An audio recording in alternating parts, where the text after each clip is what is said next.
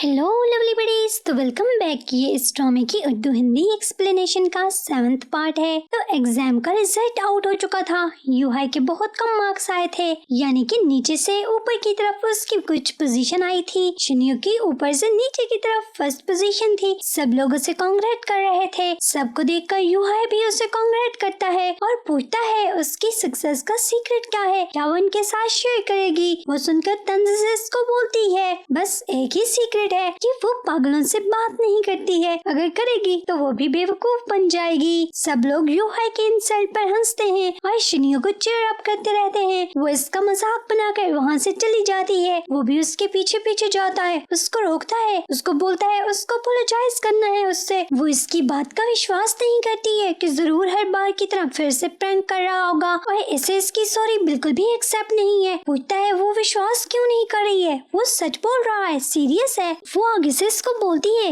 वो विश्वास के काबिल है ही नहीं, तो वहाँ से चली जाती है। दनमू म्यूजिक रूम में जाता है। यूशन इसको देखकर वहाँ से जाने लगती है कि इसे कुछ और काम है। वो म्यूजिक रूम की कीज भी उसे पकड़ाते पकड़ाते पियानो पर ही छोड़कर बाहर निकल जाती है। बिकॉज शिन्यू और उसके डांस वाली बात से वो दनमू से एंग्री थी। उसे लग रहा था कि वो उसके साथ खेल खेल रहा है और असल में शिन्यू के साथ सीरियस है। वही दनमू को उसकी इस हालत का कुछ भी पता नहीं होता है। इधर दनमू जिसने के यूशिन के लिए म्यूजिक नोट्स बनाए थे उसके जाने के बाद गुस्से से ट्रैश बिन में फेंक देता है और दनमू के वहाँ से जाने के बाद वो म्यूजिक नोट्स लिली उठाकर शिन्यू को जाकर दे देती है, जिनको पाकर शिन्यू बहुत ज्यादा हैप्पी थी। बिकॉज उन म्यूजिक नोट्स के नीचे दनमुलाई ने लिखा हुआ था कि दिस सॉन्ग डेडिकेटेड टू ... तो शिन्यू को लगता है कि शायद उसने ही उसके लिए लिखा होगा। उस बेचारी को कहीं न कहीं ये होप सी थी कि शायद दनमू ने ये सॉन्ग उसके लिए बनाया होगा।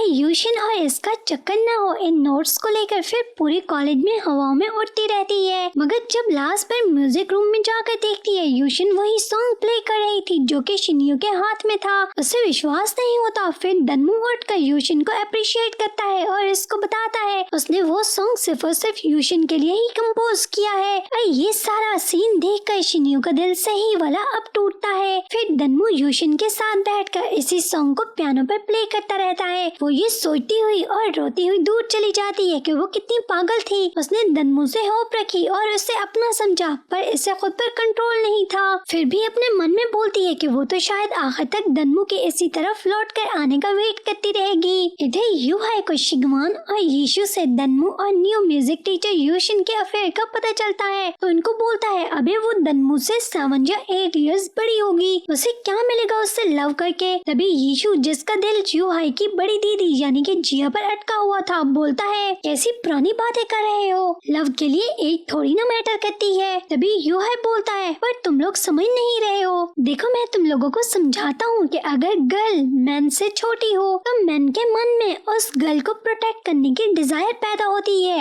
और लव का असल मजा भी यही होता है। और वो तीनों जो कि लव और एज गैप को लेकर डिस्कस करते रहते हैं। तभी जिया भी वहाँ आ जाती है। यीशु के इसे देखकर चीक्स ब्लश करने लगते हैं। वो लोग जो जिया से फॉर्मली बात कर रहे थे तो वो इसको बोलती है जैसे यूहाई इसे इनफॉर्मली बुलाता है वो दोनों भी इसे ऐसे ही बुला सकते हैं। फिर शिंगवान और यीशु जिया को भी लव एज पर बोलने का कहते हैं। तभी यूहाई इनको चुप करने को बोलता है कि अभी मेरी दीदी से वैसे भी सीधा डिसअप्रूवल मिलेगा इस एज गैप के लव पर, बिकॉज उसने आज तक सिर्फ अपने क्लासमेट्स को ही डेट किया है। तभी जिया शिंगवान को उसकी हेल्प को बोलती है कि यूहाई ने आज तक कभी किसी से लव शव नहीं किया है, अगर इन्हें किसी गर्ल का पता हो तो जरा जिया को बताना। तभी शिंगवान के जिया को इशारे पर यूहाई डायरेक्ट बोलता है किसकी बात कर रहे हो, मेरे और शिनियो की। वो सब लोग जोर जोर से हंसने लगते हैं कि हमने तो नाम भी नहीं लिया, कैसे दिल की बात जुबान तक आ गई है। असल में जिया का बहुत ज्यादा मन था, वो शिनियो को भाभी के रूप में देखना चाहती थी सचमुच में। फिर अगले रोज कॉलेज में जाकर यूहाई अपनी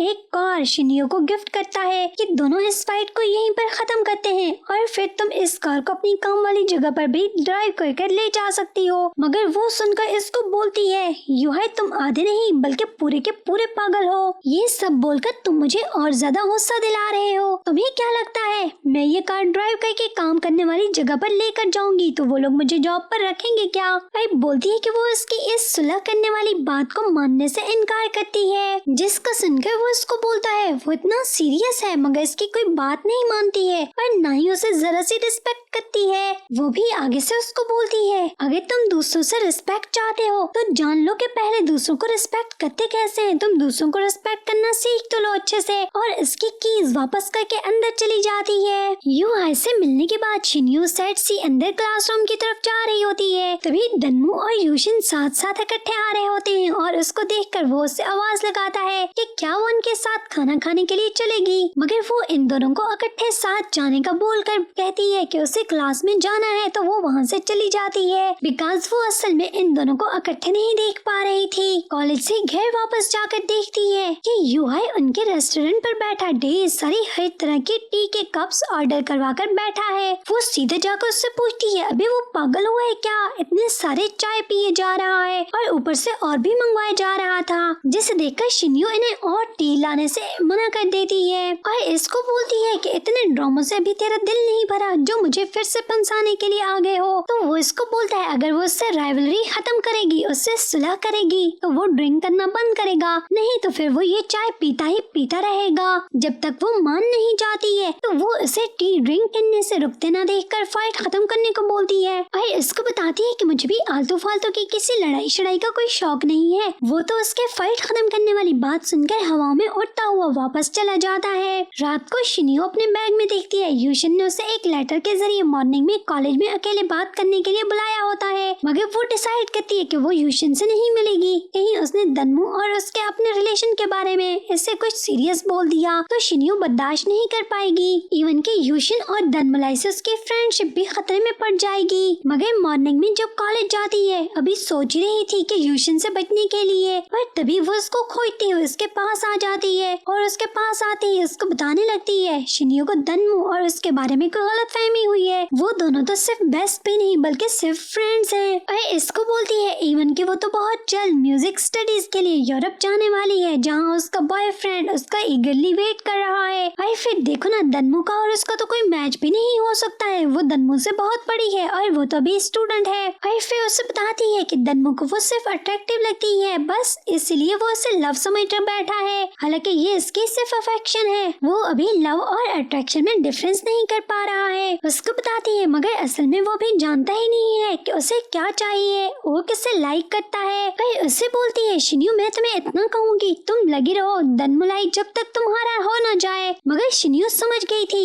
कि वो झूठ बोल रही है। उसको पूछती है वो सब इसलिए कह रही है ना, इसका यूरोप में कोई बॉयफ्रेंड नहीं है। वो अपना चेहरा दूसरी तरफ करके चुप हो जाती है। मतलब शिन्यू ने उसे बिल्कुल सही पकड़ा था। फिर शिन्यू से बोलती है तुम्हें कहीं भी जाने की जरूरत नहीं है, उसे अच्छे से पता है कि इससे ही इनके रास्ते से हट जाना चाहिए। इधर रात को जाओ और नाना लिल्ली को डोम में देखकर उस पर ट्रिक खेलती हैं। उसे बोलती हैं उन्होंने फेस पर मास्क लगा रखा है, तो क्या वो जाकर शिन्यू को बोलेगी कि दन्मू उसे म्यूजिक रूम में बुला रहा था। और शिन्यू दन्मू का नाम सुनकर वहाँ पर चली जाती है मगर आगे से वहाँ पर कोई नहीं था। बोलती है वो उसके साथ मजाक तो नहीं कर सकता है, हो न हो उसने उसे जरूर बुलाया होगा। तो वहीं पर उसका वेट करने लगती है कि जब तक वो वहाँ पर आ नहीं जाता है। इधर दन्मू यूशिन को खोजता हुआ म्यूजिक रूम की तरफ जाता है मगर वहाँ जाकर उसे पता चलता है कि जब वो ऊपर आ रहा था तब यूशिन वहाँ से निकल गई थी। भागा भागा उसके पीछे जाता है बिकॉज उसे यूशिन को कुछ देना था मगर वो गाड़ी लेकर निकल रही थी। जल्दी में दन्मू का पाँव पर मोच आ गई थी, पाँव पकड़कर वहीं पर सीढ़ियों से नीचे गिरकर बैठ जाता है। शिन्यू इसका वेट करते करते वहीं पर म्यूजिक रूम में सो गई थी।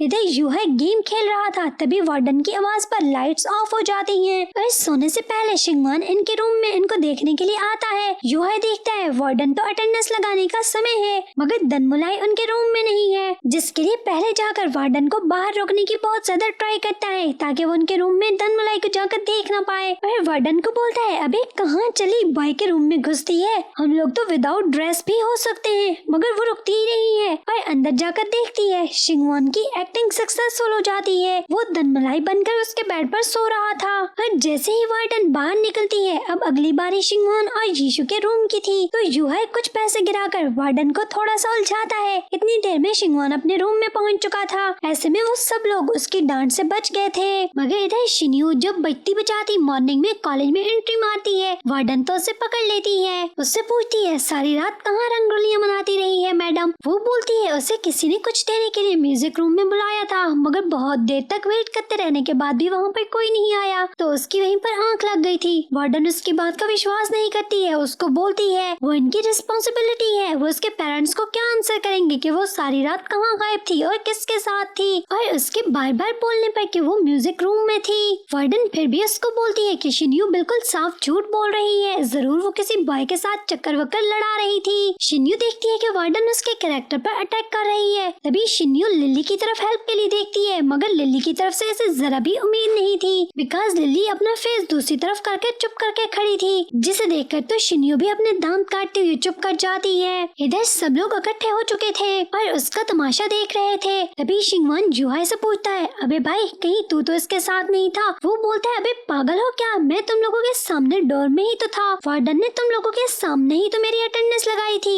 और उससे पहले डोम के डोर बंद हो चुके थे, मैं कोई सुपरमैन थोड़ी ना हूँ, क्या बात कर रहे हो? मगर इन तीनों को कुछ समझ में नहीं आ रहा था कि फिर आखिर इसके साथ कौन था। फिर यीशु उसको इशारा करता है, क्या अपने वाली को बचाएगा नहीं? बोलता है नहीं, वो देखना चाहता है कि वो इस सिचुएशन में क्या करती है। तभी शिन्यू को वार्डन बोलती है कि वो इसे पनिश करने वाली है, जिसे सुनकर वो आगे से गुस्से से बोलती है, पनिश करने की जरूरत नहीं है, वो इस कॉलेज को छोड़कर जा रही है। जिसे सुनकर तो सब लोग सरप्राइज होते हैं। यूहाई को तो विश्वास ही नहीं आता है, क्या वो ऐसा करेगी? और वो उसको वहाँ से जाता हुआ देखता ही रह जाता है। जब वो घर जाकर रात को अपनी मॉम और अंकल को बताती है कि वो कॉलेज छोड़ आई है, उसकी मॉम उसे डांटती है, मगर उसकी मॉम से भी ज्यादा उसका मामू सुनकर बिगड़ जाता है, बिकॉज उसका अंकल सारा खर्चा उसकी स्टडी का वही उठा रहे थे। वो उसकी एक बात भी नहीं सुनते हैं। इसकी मॉम और इसके अंकल इसको बोलते हैं कि वो कुछ भी नहीं जानते हैं, बस वो कल कॉलेज हर सूरत में जा रही है। कितनी मुश्किलों से इन दोनों ने उसे इस कॉलेज में एडमिशन दिलवाया है, क्या उसे इन दोनों की फीलिंग्स की जरा भी परवाह नहीं है? वो कितनी सेल्फिश है। और इसके अंकल बोलते हैं अगर वो कॉलेज ना गई तो उसकी फीस रिफंडेबल भी नहीं है, तो इस तरह से इनकी हार्डवर्क की इतनी सारी कमाई वेस्ट चली जाएगी। शिन्यू सुनकर बोलती है वो इनकी एक एक पाई लुटा देगी, एक्स्ट्रा काम करेगी, मगर कॉलेज नहीं जाना तो नहीं जाना। उसे तो पहले दिन से कॉलेज पसंद ही नहीं आया था, ऊपर से इतना ज्यादा एक्सपेंसिव है, आप लोग मेरी बाकी की फीसेस कैसे बर्दाश्त करोगे? उसके मामू गुस्से से बोलते हैं, ठीक है तुम अगर इतनी बड़ी हो ही गई हो तो घर आने की भी जरूरत ही क्या थी? अगर वो इनकी बात नहीं मानेगी तो इसे अपने फ्यूचर की परवाह भी नहीं है, तो फिर वो काम करेगी और इनके पैसे लुटाएगी। उसकी मॉम और उसके अंकल तो उससे नाराज थे, फिर वो खुद ही कॉलेज के प्रेसिडेंट के ऑफिस में अपने कॉलेज छोड़ने की लीव देने जाती है। पर प्रेसिडेंट के ऑफिस का डोर खोलने पर उसे वहाँ पर क्या दिखता है कि वो बहुत ही ज्यादा सरप्राइज हो जाती है। इसी सरप्राइज के साथ 7th एपिसोड का भी एंड हो जाता है। तो लवली बडीज बहुत जल्द मिलेंगे नेक्स्ट 8th एपिसोड के साथ। अगर आप लोगों को स्टोरी अच्छी लग रही हो तो मुझे कमेंट में जरूर बताइएगा, और नए नए ड्रामास की एक्सप्लेनेशन जानने के लिए मेरे चैनल को भी सब्सक्राइब करते जाना। Thanks for watching.